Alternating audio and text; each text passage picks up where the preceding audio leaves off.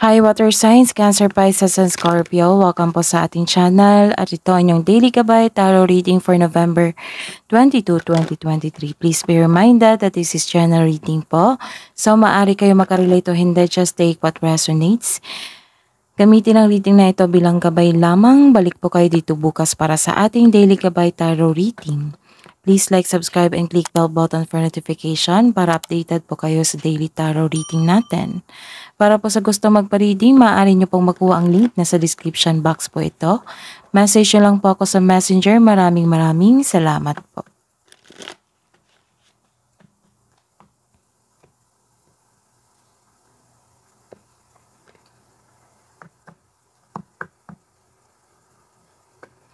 Spirits guides, ano po yung ganap sa araw na ito para kay Cancer, Pisces, and Scorpio?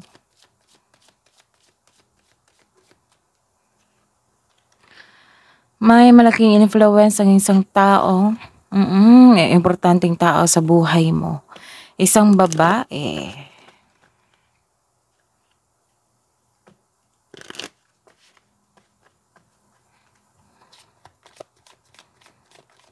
Maaaring bata pa to sa inyo. Ganap po para kay Cancer, Pisces, and Scorpio. Nagkaroon po kayo ng travel po. Or you are building your stability and nagkaroon ng security sa inyong buhay. Maaring opportunity din ito kasi lumipat ka sa isang lokasyon.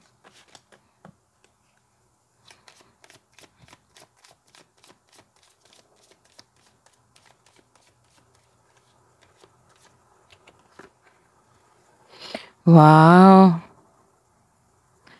This is a gift. It might be blessings from the universe or bigay ito ng isang tao. Bigay ito na sa isang tao. Nag-share siya ng blessings. Ayun.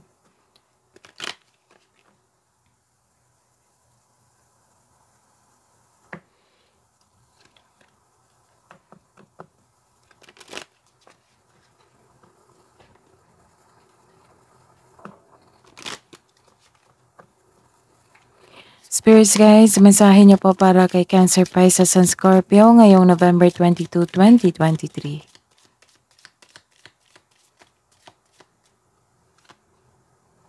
Memories, you're making memories.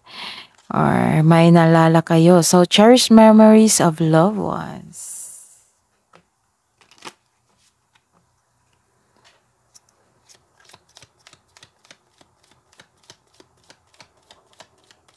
Para po kay Cancer, Pisces, and Scorpio, Spirits Guides. And, wow. Diba sabi ko kanina na it might be this is an opportunity kasi lumipat kayo sa isang lokasyon. So, opportunity knocks. Go for it, ang sabi.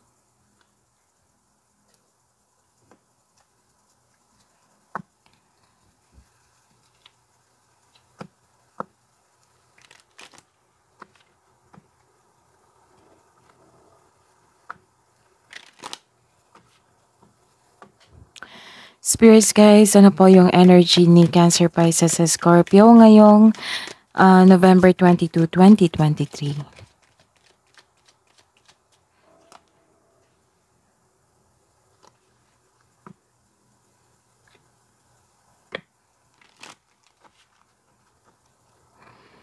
Spirits guys, ano po yung mensahe niyo po? Or clarification po, clarification of this reverse card. Para po kay Cancer, Pisces, and Scorpio ngayong November 22.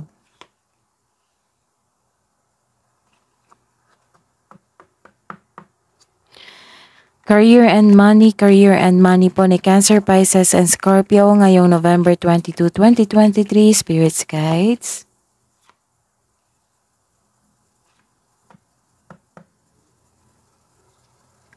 Clarification of this card po, clarification of this card.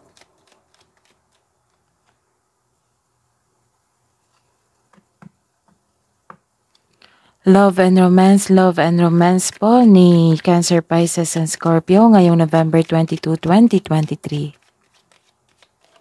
Spirits Guides. Clarification po sa card na ito. Love and romance, self-love partnership. Para po kay Cancer, Pisces, and Scorpio. Wow. By the way, Cancer, Pisces, and Scorpio, water signs. Uploaded na po yung monthly Gabay Tarot reading for December 2023. Visit nyo lang po yung channel natin. Scroll down nyo lang po. Andun po yung separated video ni Cancer, Pisces, and Scorpio for December 2023. Monthly Gabay nyo po. Maraming salamat po. So, sa araw nito, ngayong November 22, 2023, para po kay Cancer, Pisces, and Scorpio, naka-receive kayo ng gossip. Naka-receive kayo ng gossip, maaring sa babaeng ito. Posibleng may sakit na parating o may taong nababalat kayo, which is this lady. Maaring bata pa to sa inyo. Ayun, may tao ako nakikita dito na pinagmamasdan kanya sa malayo pero ayaw niyang mag-make move. Or mag-ingat po kayo sa isang tao na iinggit sa inyo, nagsasilo sa inyo, na-insecure sa inyo kasi nag-spy po siya. May tao po dito na hindi madaling kausap o matigas ang kanyang ulo, maaari itong babaeng ito. May tao din na may dalang chismis o masamang balita. So, fact check niyo muna kung totoo ba ito or hindi. And the clarification is, you are inspired. You are inspired, naging creative kayo. Ayun, so, isang importanteng simulain. So, kasi nagkaroon ng inspiration dito Posible din may sanggol na parating. May nanganak na o may sanggol na parating. Or maaring pagbubuntis ito. Pero mostly nanganak to So, this card tells you na nagdadala ito ng inspirasyon na gagabay sa inyo patungo sa pagsisimula ng isang bagong pagkikipagsapalaran. So, maaaring sanggol talaga to na welcome to the motherhood. Ayun, so ito ay maaaring magpakita bilang paglikha ng bagong proyekto, paglalakbay. So, this is the clarification of your second card here. Na may ganap talaga na paglalakbay or paglipat ng isang lokasyon. Isa itong pagsisimula ng isang bagong relasyon din. So, pwedeng relasyon at negosyo. Bagong simula ng inyong negosyo, bagong simula sa trabaho, kasi paglilipat ng lokasyon, ayun. So, may chance kayo maglakbay sa malayong lugar. Maybe matuloy na kayo sa abroad.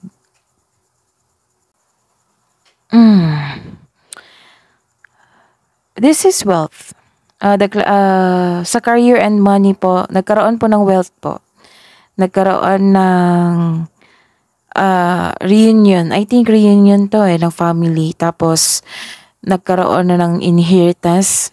Some of you makatanggap ng mana, pension, retirement, o masaganang ani ng buhay.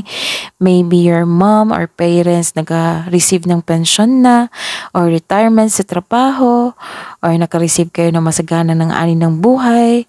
Nagkaroon kasi kayo ng family business So ayun, you're spending time to your family. Some of you nakatanggap ng malaking pera galing sa inyong family kasi may masaganang ani na kung nakita dito.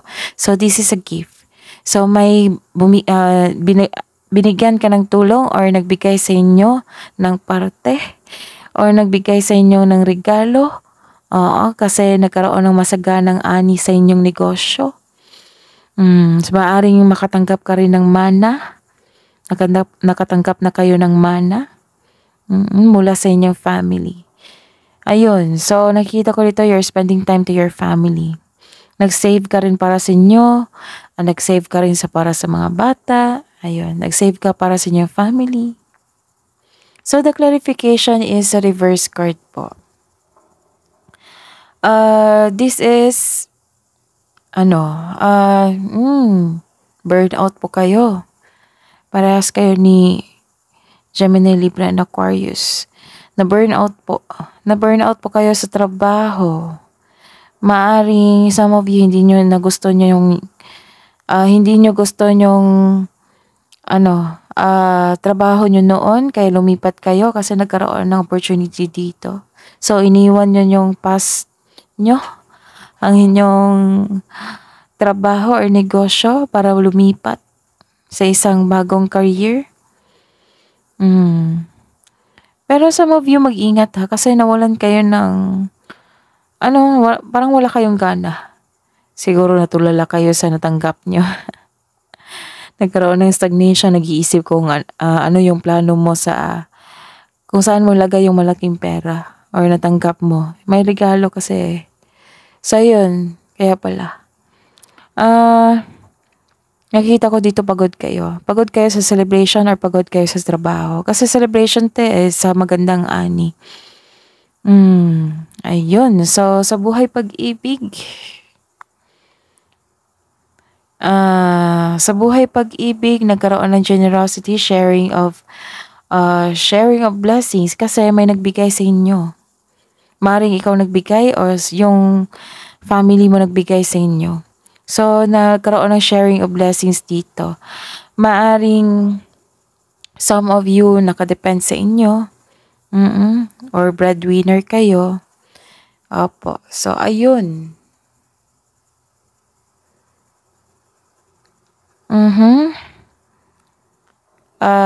Sa mga may relasyon, maalaga kayo sa inyong kapareha, maasahan nyo ang isa't isa. So, magtiwala at magbuo kayo ng lasting partnership. Pwede din ito this is the clarification talaga na may darating na sanggol. Kasi motherhood din ito eh. Or it might be fertility nyo ngayon, fertile kayo ngayon, or you're starting magbuo ng pamilya. Nag-decide na kayong magkarelasyon. Nakikita ko rin dito may biyahe kayo. So, ayun, sa mga single, makaranas ka ng hirap sa pagtanggap ng bagong tao. So, gusto mong pumasok sa bagong relasyon pero guarded ka. Ayaw mo masaktan. Parang atras babante ka. Try to fix and forgive yourself first bago tumanggap ng relasyon upang sa gayoy magaan ang iyong pakiramdam at isipan para harapin ang bagong simula or bagong yugto ng inyong buhay pag-ibig. Sa mga may relasyon, mahabang pasensya mo sa inyong kapareha. Isa sa inyo nagkaroon ng mataas na ego o pride. Nakaramdam ka ng pagod pero ayaw mong sumuko sa inyong relasyon. So, subukang maglaan ng oras para mag-usap kayo tungkol sa iyong hinaing na malaman nyo ang isa't isa kung ano yung adjustment nyo. Nahirapan kayo eh. So, kailangan talaga ng communication dito.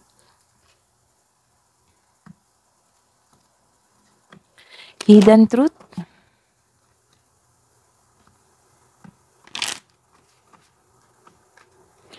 Anong iniisip mo? Anong iniisip niya para po sa mga single?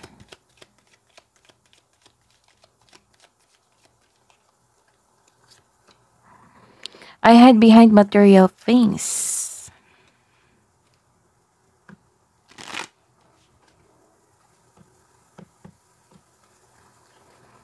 Para po sa mga may relasyon, sa mag-asawa, hidden truth po. Anong iniisip mo? Anong iniisip niya? You and I were too young.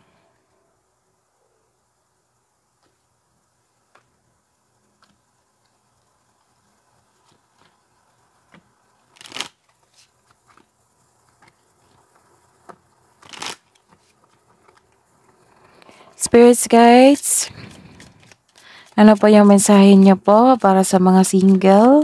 Love message niya po.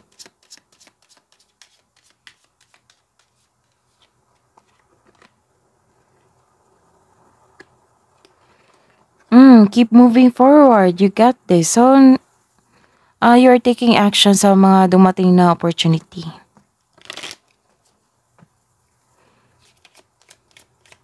Para po kay Cancer, Pisces, and Scorpio, love message niya po Spirits Guides ngayong November 22, 2023. Kailangan nyo daw ng maagang matulog.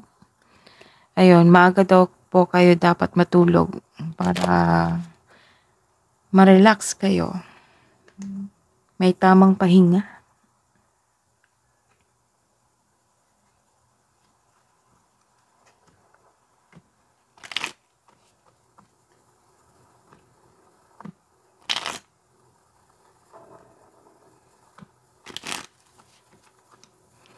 Spirits guides, Spirits guides, mensahe niyo po para sa mag-asawa, sa mag-jowa, Cancer, Pisces, and Scorpio ngayong November 22, 2023.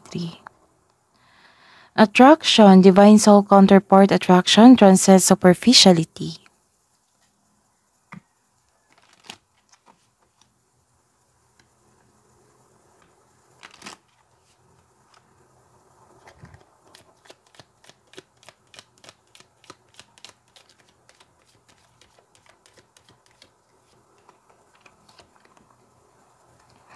And your relationship is being tested. Your strengths and weaknesses are being tested.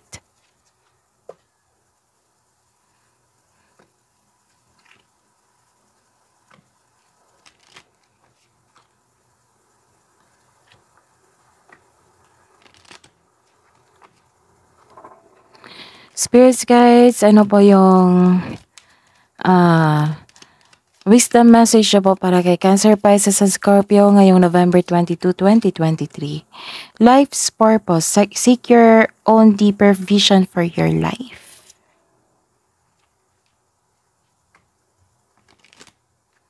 So this is a clarification in 1, 2, 3, 4. You're seeking yourself You're making a stability and security sa inyong sarili.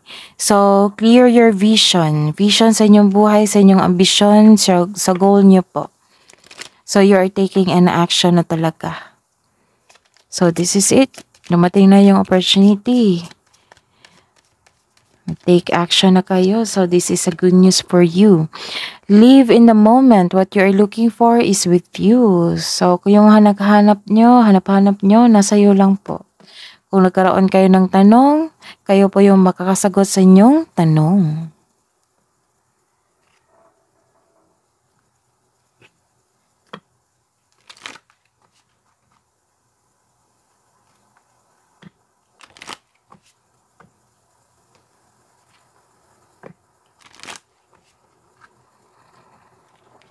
Spirits guides, kabang advice niyo po para kay Cancer, Pisces, and Scorpio ngayong November 22, 2023.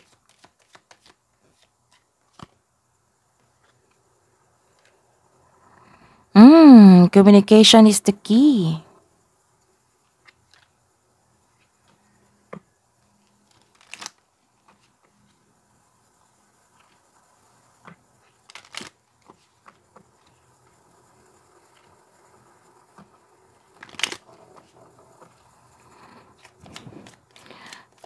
Bumabawi kayo, Cancer, Pisces, and Scorpio. Ang ganda ng reading nyo ngayon. Tamang pahinga lang po. Tamang pahinga yung problema nyo. At may challenges sa inyong relasyon. So, ayun. Mas maganda ang reading nyo ngayong araw nito. So, a time for healing.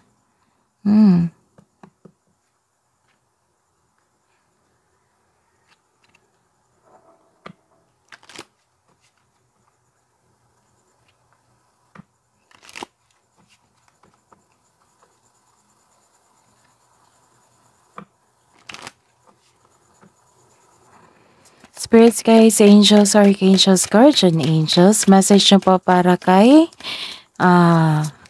Cancer, Pisces, and Scorpio ngayong November 22, 2023. Breathe in, breathe out.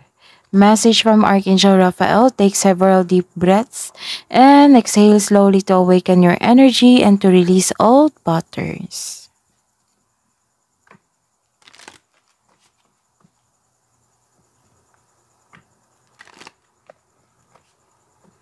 So, this is a time for healing. Breathe in, breathe out. I-release nyo yung negative emotion nyo, yung daladala nyong hinanakit. Message from Archangel Zadkiel. Notice the loving guidance you hear inside your mind or from other people. So, that is your reading. That is your reading po, Cancer, Pisces, and Scorpio. Please like, subscribe, and click bell button for notification para updated po kayo sa daily tarot reading natin. Maraming salamat po.